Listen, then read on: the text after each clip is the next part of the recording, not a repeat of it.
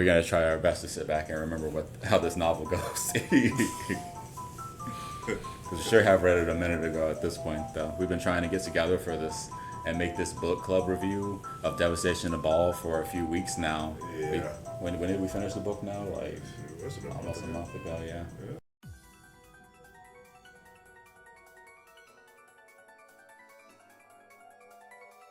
So what do you remember about Devastation of Baal? Like, we gotta talk about DOB. Okay. I remember initially the point of view characters, the father and his son. Luigi the water seller. Yeah, and his son. Initially, I wasn't too strong. On them, but as I got in, I heard more. As I listened to more of it, I was like, you know what? It's not bad. And the one thing I feel like all the good 40K novels do well is their point of view characters that aren't like super soldier space marines who are afraid of nothing.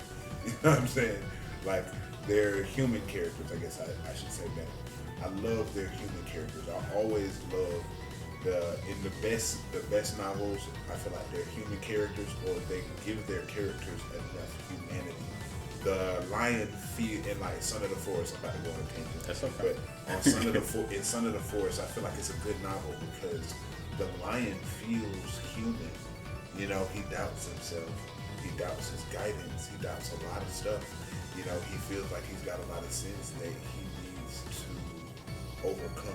We have to talk about that later when we do our Primarch Humanity tier list. Oh yeah. It's gonna go from like complete monster to like Paragon of humanity type shit, and then we're gonna have a few tiers in between. Right, that'd be hard actually.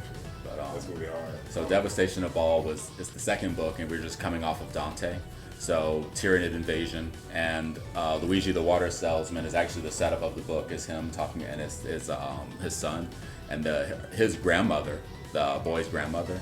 And she's a psychic, and she's trying to tell him that shit's about to happen. They wake up, it's the red mist instead of their pink sky that's so beautiful. Yeah, and they go out there, so and they basically use them as a way to show that life on Baal is really hard. This dude is sour, and he's mad that his son had a chance to become. Yeah, he tried to become a space marine, and when he came back, he was like less than he used to be. He was damaged. Yeah, he was mentally damaged or whatnot by the experience, and so he came back really, really different, and so it soured his relationship between him and his son to where he could barely like look at him, and so as a result, he spends a good part of that beginning chunk like treating the son like terribly. Pretty much the whole book, actually.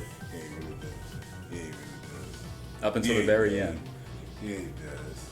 Yeah. But actually, this is one of my, also I agree, I've read a few 40K books, 25 I think, 26 or something like that, from this timeline anyway, if we don't count Horus Heresy. And out of all the POV characters, this is definitely the one, he was way different than all the others.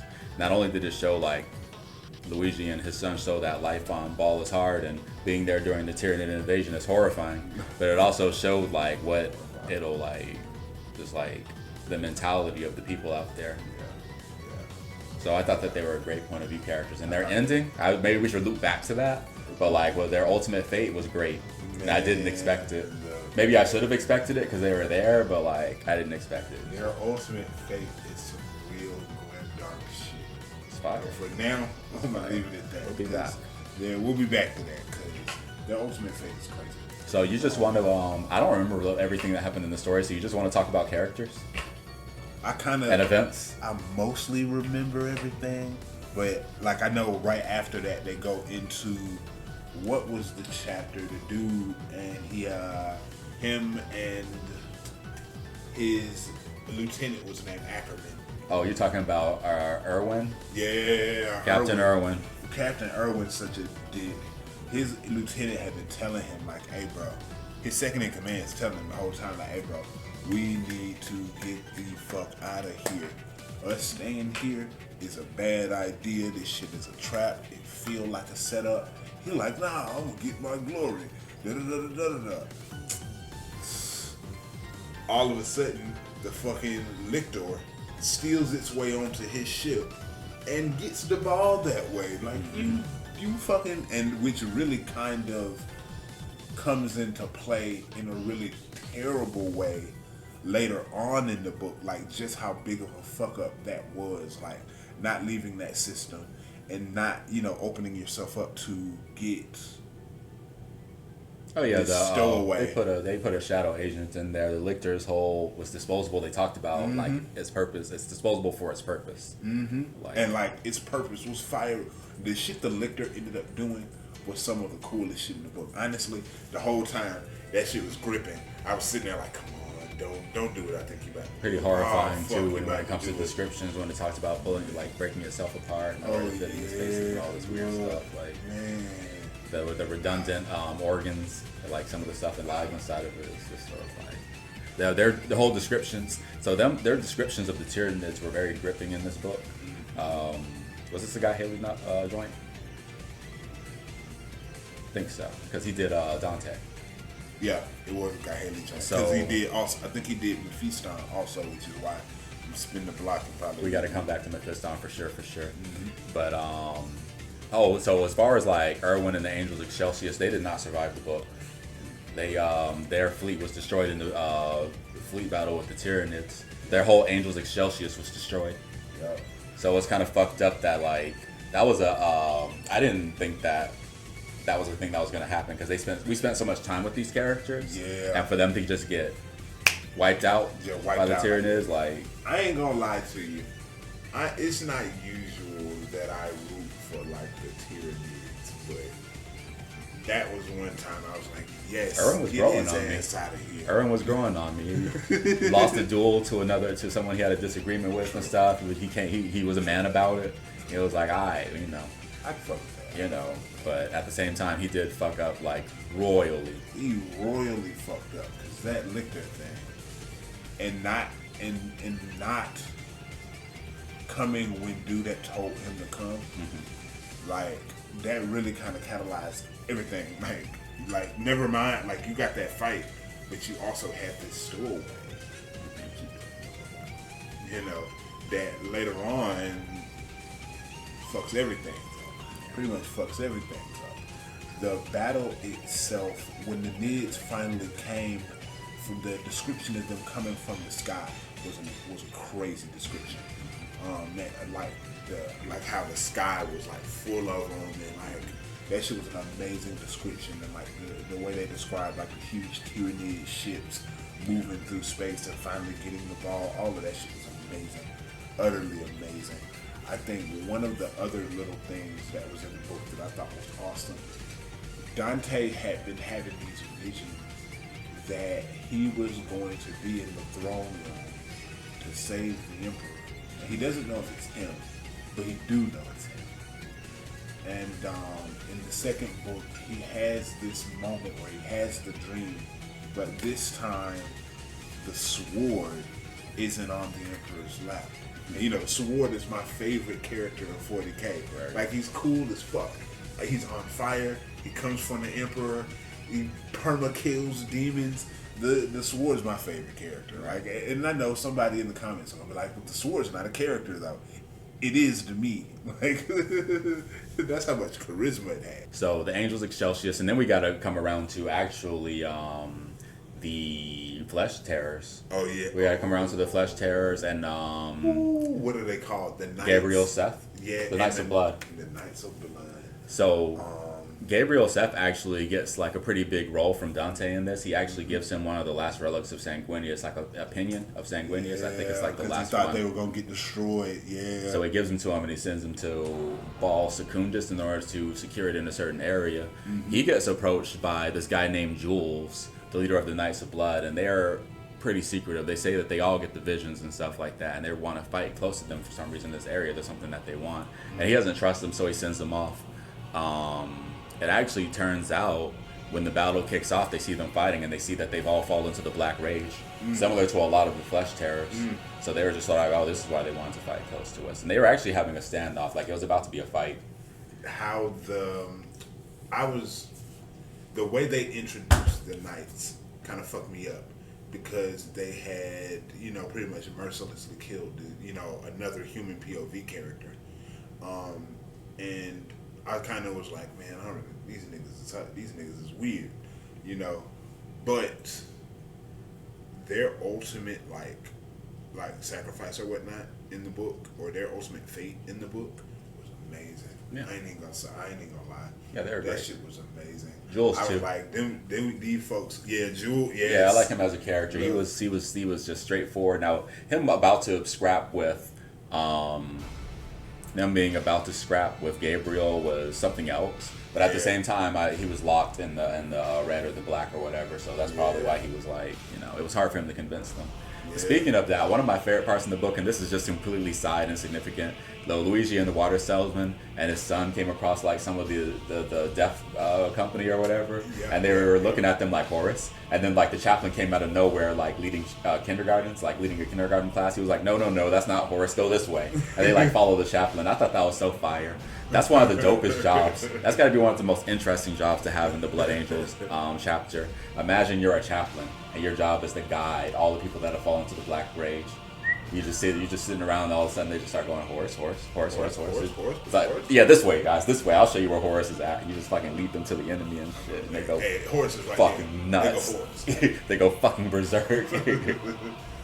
I love the subplot with Freestyle and his going. And first off, the elf girl gives him the vision, and he the Harlequin. Yeah. So Mephiston was kicking in his what did they call their magic sanctuary or something? That had some cool ass name. I don't remember, dude, but he was in there sleeping, and then the Harlequin came to him in his dream, and he said to his homeboy like he's not supposed to be dreaming in the deep sleep, like it's dangerous, but he's like, but I dreamed though, and he took him to Korn's domain.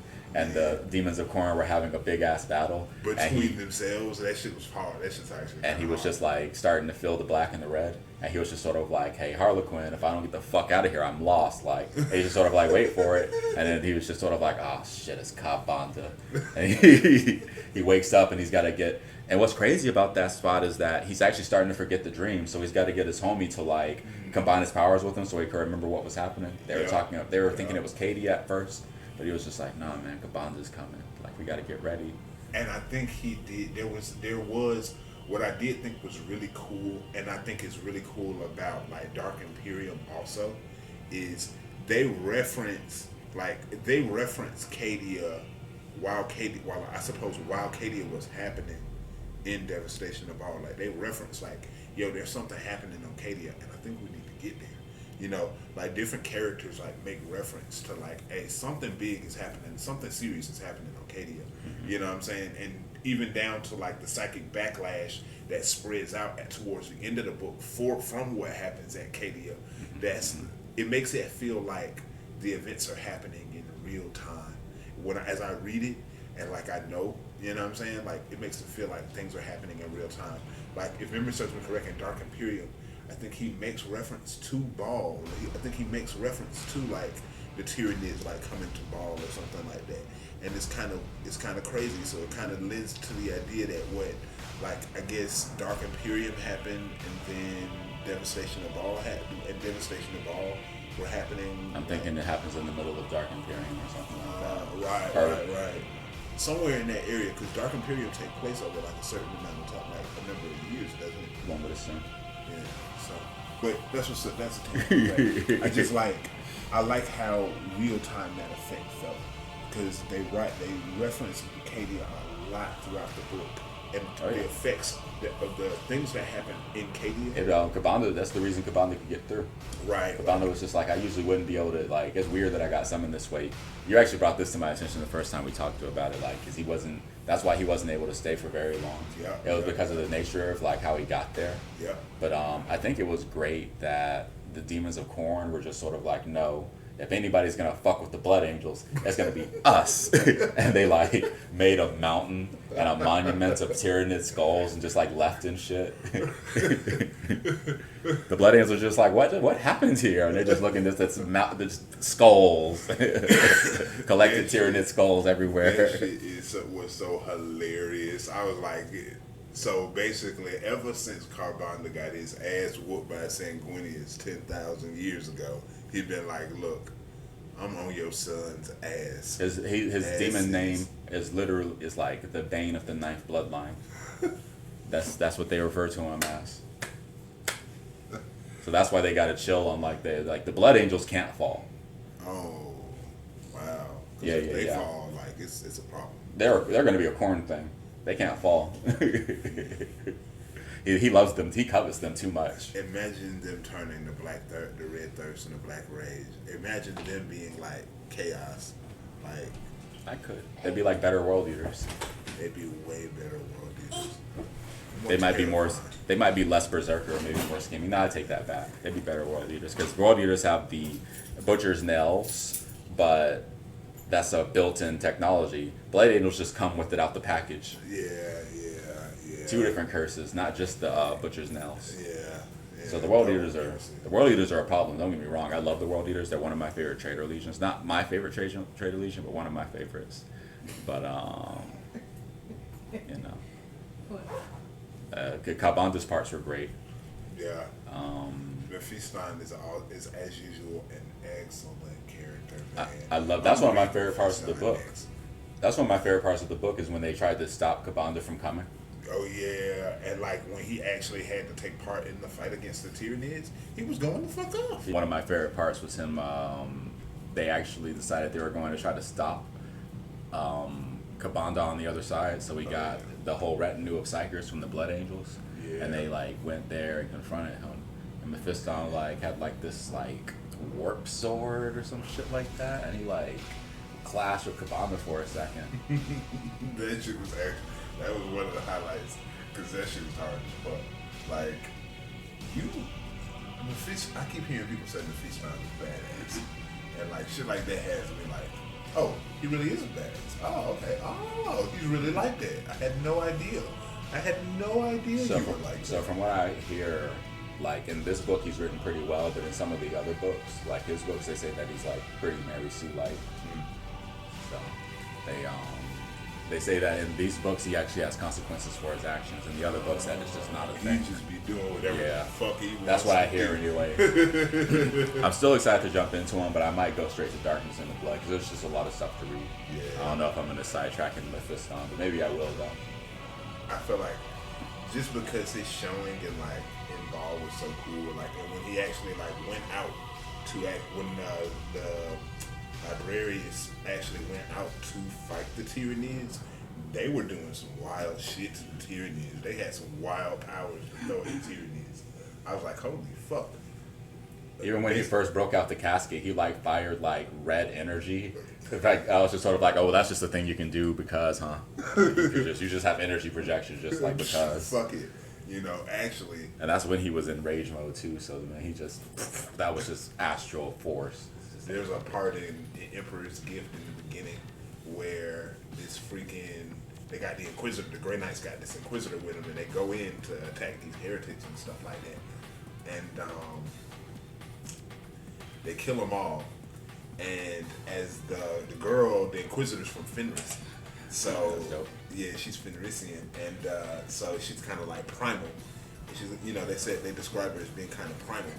And she like is going to like loot the bodies. She's like, this is my favorite part. And she's going to start looting their bodies after they kill them. And it's like one other dude who's like fucked up, and he's like he's like half his body's been cut up, but he's still alive. And he go to like shoot her, and like one of the Grey Knights does this wild thing where he like sees it all play out in slow motion, and like in the future, I guess he saw the future and saw it all play out in slow motion what's gonna happen, and then he reaches his hand up and curves the blast and uses his other hand to light his ass on fire with hellfire, and he burns the ashes.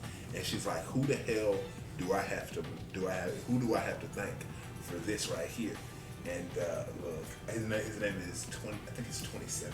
But so later on, we'll come back. You're gonna get a lot of psychic powers anyway because you just kicked it with Mephiston, and you just read a Grey Knight's book. They're all psychers. Yeah. So like, and then you're moving into Thousand Suns. You're about to get psychic powers aplenty, bro. Don't worry about it. That's more psychic powers than what you could usually get in a 40K book in the first place. Especially when you start getting into Aramin. So. Oh God. But let's see who else though. So we talked about also a bunch of the psychers died in that ritual too. There was like a pretty good description where they like some of their eyes, their bloody eyes, and some of their heads had exploded, I believe, and stuff like that. Like they got pulped. And he's just like, damn, we failed. And he was pissed. But I think Dante had a pretty cool arc. He basically was orchestrating the battle as usual, and he was trying to. A lot of his dialogue was with actually Seth. So like during the battle, he actually is kicking ass, and then like comes across the freaking Swarm Lord. Oh, yeah. And the Swarm Lord is like the final boss. He's like, the Hive Mind's put a lot of talent and intelligence into this thing, and not to mention it's got psychic powers too. Like it was blasting at Dante with psychic energy and stuff, and like knocking him out. And he's a good sword fighter. And I think that the MVP of this battle is actually the Perdition pistol. I didn't know that shit went that hard. That motherfucker, he said he fired that shit until it was red hot. He didn't give a shit. Like it was burning away his armor. Even though he was wearing ceramite, it was burning his hand. And he like lit that shit all the way up. Like, yeah, that was fucking amazing. I was like, that Perdition pistol don't play, bro. Fuck that Swarm Lord up. But that was after it already like annihilated Dante though. Like it really had fucked him up though. He has super duper severe injuries, like mortal wounds, basically. And but he took out the Swarm Lord, and which is hard as fuck. That means a chapter master can bring down the Swarm Lord. Well, Dante. right. Because we've seen well, I don't. This is just hearsay because from me listening to Adeptus Ridiculous. But from what I understand, the chapter master of the Ultramarines got devastated by a Swarm Lord, and that's why he ain't got no arms and legs no more. Oh, well, damn. What's his name? Papa Smurf? Oh, you talking about Calgar? Calgar? Yeah, Calgar got devastated. This is one of the first Ultramarines' first losses because in the old age they couldn't lose. They were super Mary Sues, and as other people started writing them well, they had to start giving them L's. And he got annihilated by a Swarm Lord. I think all of his freaking honor guard got killed too. Okay. Meanwhile, Dante, Dante almost died. Yeah.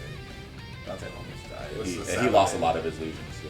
But circling back to the Lictor, yes, go back to the Lictor. The Lictor Dante had been trying to get everybody into the cathedral. I forgot, it's not the cathedral. I forgot what it's called. The sanctuary, the Fortress Monastery. He had been trying to get everybody back into it. And so he could bring the shields up. What they didn't know was that the Lictor was actually trying to was digging underground and like rounding together other Tyranids with you to go take a totally unseen path that even the Blood Angels do. And they get underneath the shields and ultimately, and then the Lictor does the one thing that I thought was like tactically, it was a brilliant move. Go after their young that are still in the caskets. Like, they're gonna have to grow new young. I'm gonna attack your embryos. And use that as a distraction so it can sacrifice itself to the shields. Right, to bring down the shields. That whole sequence is the hardest. And Dante's rage. Dante was feeling the rage upon seeing destruction that Lictor. So Dante was just sort of like, I'm about to kill everything. He was falling. Everyone's about to get I think it was pretty cool how they illustrate some of our favorite characters getting pretty close to the brink. We've seen Mephiston get close to the brink and Dante. Yeah. And then I'm not even going to talk about Seth and Jules because Jules had been gone basically. I'm surprised he could talk to people. That's why he was the leader. But Dante and that, when they attacked the places where they were keeping the recruits and stuff like that, that battle right there goes so hard because like Dante's trying not to like you the chapter master. You're like, bro, I can't let the young die. These is the next generation of Blood Angels, and I'm the oldest Blood Angel. So like, the dichotomy in that scene was really, really dope with him trying to protect them and kind of realizing that he wasn't really able to save as many of them as he could. You know what I'm saying? They were pretty much devastated with everything else. And then he brings down the shield, and like you said earlier, the description of him, breaking himself apart, but not caring about the pain at all, and just kind of going on primal instinct to bring down the shield, to bring down the generator, and bring down the shields. And like the description of like when he tries to touch the energy thing, and like it like decays his ass away. You know what I'm saying? And he destroys it or whatnot. Awesome writing. God hate this fire. Because right after It's their last stand. Yeah. That's what it feels like the whole time. Yeah, it feels that's the mood of the whole thing. Like nobody really has any hope, even with the fact that they had just seen the Sanguinor, and like Dante had just seen the Sanguinor, and the Sanguinor just told him like, "Yo, there's hope. Don't worry about it. It's gonna be alright." You know, even with that, still like the tone of the whole book is like, no, it's over for these guys here. They all go bye bye. Everybody's about to die. You know. And Speaking of our boy of the pure blood, we actually get an appearance from Sanguinius in this book, right? Yes, we do. After Dante suffers those mortal wounds from the Swarm Lord. Right. And as a matter of fact, not only do we get a Sanguinius appearance, we get a appearance from the Sanguinor, which is pretty cool also. So it's like... Yeah, I think that also is just like dispelling some rumors and stuff, because when I read Dante, I was like certain that the Sanguinor was Sanguinius. I was just sort of like, well, there he goes. So in this book, you seeing them next to each other, it's just sort of like, okay, well that helps my beat. So that's, the Sanguinor is definitely not Sanguinius then. Right. Sanguinius is right there. Unless Sanguinius is like, much like how the Emperor is supposed to be fractured. Has aspects. Yeah. The Emperor, even before he was fractured, had aspects. He could like be sitting on the throne and use an aspect of himself to talk to you. That's fucking fire. Hey, yeah, Reese is terrible. But he has, he's got a lot of aspects. But that's a whole different book. But Sanguinius scene is, I was like, wow, man, that's fucking sad, bro. My bro was like, nigga, I just wanted to die, bro. I did what I could, like, I just wanted to die. And Sanguinius is like, about that. He said, sorry, but I still need you, my son. And then it says strength flows from the Primarch into nothing. And that description is so raw, it just, I don't know, for me, I can imagine that, I guess. You know how I am. Usually when the book's really good, I can see me there. Like I can imagine me there and like standing there while it's happening. The descriptions are really good. That part right there, I was like, I can feel that strength flow from the Primarch into. He woke up screaming, right? Like, Right, he's like, people. He like, fuck, I don't want to. What the fuck? the apothecary said, hold him down. He's like, get a hold of him. Hit metal. He woke up punching. I'm like, fuck this. I don't want to live. No, cut it out. But I love that scene after the battle is over. And the battle ends because of that. We got to talk about the invasion of the Corn Demons. We really did talk about Kabanja. But like when Kabanja came, it wasn't just him by himself, was it? It was like a whole cornered army or something like that. And what actually ended up... And it knocked the Tyranids out. It did, and that was also from what I understood, it was the psychic blowback from the destruction of Cadia. Yeah. Because that's what allowed Karbanda to manifest in this world, without no summoning. So I'm thinking it was I guess the way I thought it was Cadia got destroyed while Baal is happening. While Baal is happening, Cadia got destroyed. And the psychic blowback, kind of reverberates through the galaxy. Because I mentioned that's where the Hyatera came from, the Cicatrix Maledictum. And so boom, that happens. Remember, for a time, it knocked out the hive mind. Yes. It knocked out the hive mind for a time, and then the hive mind had to take a second. It was like a little computer delay, and then it came back online or whatnot. Shit, the Ultramarines show up right after that. Yep. Which is kind of raw. So does that mean Gilliman was brought? That means So it had to have happened after Dark Imperium, because I don't think that he goes on in Dark Imperium. Is he already on in the middle of his Indomitus Crusade, or is he about to start it? He's in the middle of the Indomitus Crusade. Okay, so that had to have happened. So I'm trying to figure out how this timeline works. I don't know. Because he shows up at the end of Dark Imperium, but Cadia had just happened. So I'm guessing. I mean, so the devastation of Baal had to have happened before Godblight. Right. Baal happened, then Godblight. So maybe does it happen before Plague Wars or after Plague Wars? I'm thinking maybe Devastation of Baal happens a little before that, because he does say he had to leave and go back to Ultramar. Yeah. And Also, is that beginning? That is that where Dark Imperium is about to start? yeah, so I'm guessing after he left, after he met Dante, he leaves and goes. It's got to be after because it's got to be after because they're making like in Dark Imperium. I remember them making references to Dawn of Fire books. Yeah. And those are pretty like modern day 40K. So Right. this is maybe like right after. Like Dark Imperium, maybe right after. I don't know. Right. But I haven't read Dark Imperium in a long time, so I'm not 100% on the timeline on that one. That's a tough one for me. I'm gonna go back and try to dig into that to see because. Do you get the? That's another one for the comments. Leave in the comments the timeline of the Blood Angels and the Ultramarines, please, and thank you. Yeah, definitely, because that's gonna have me bugged. Like, And throw the lion in there too. When did Son of the Forest happen within that too? That'd be I great. feel like Son of the Forest probably happens after Dark Imperium.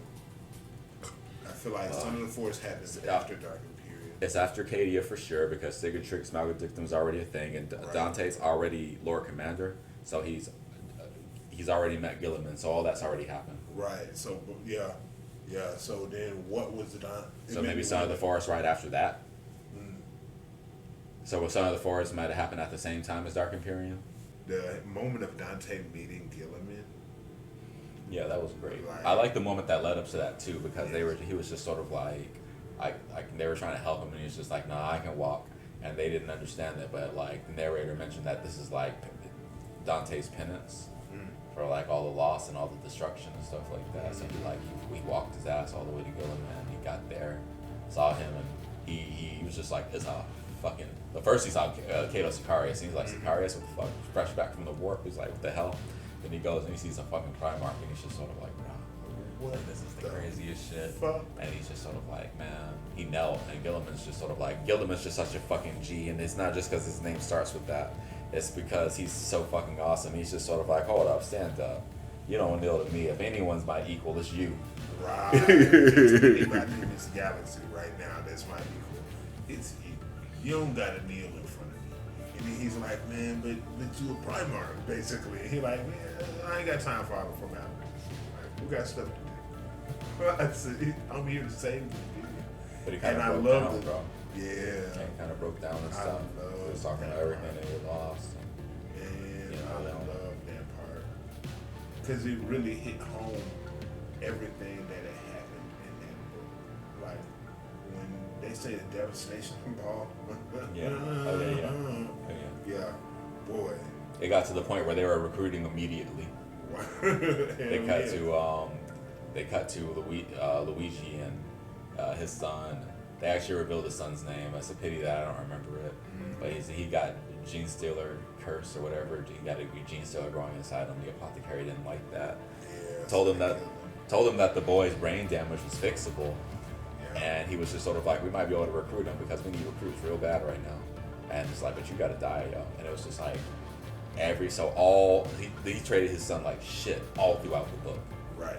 Even before then, like when the grandmother was alive, she was like, can you just be nice to him just because of my daughter and stuff? And he's just like, man, she's fucking dead, leaving me with this fucking idiot and your punk ass, etc.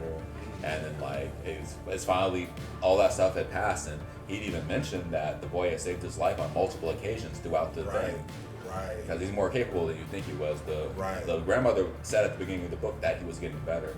The father disagreed, and in reality, he probably was. Right. So, like, he saves his life a couple times. He doesn't even acknowledge that or give him any gratitude. He just saved his life until just then. Right before they were even in that situation. Like, the right before they got to, where the apothecary found them, he had just saved his life, I think, like on a mountain or something like that.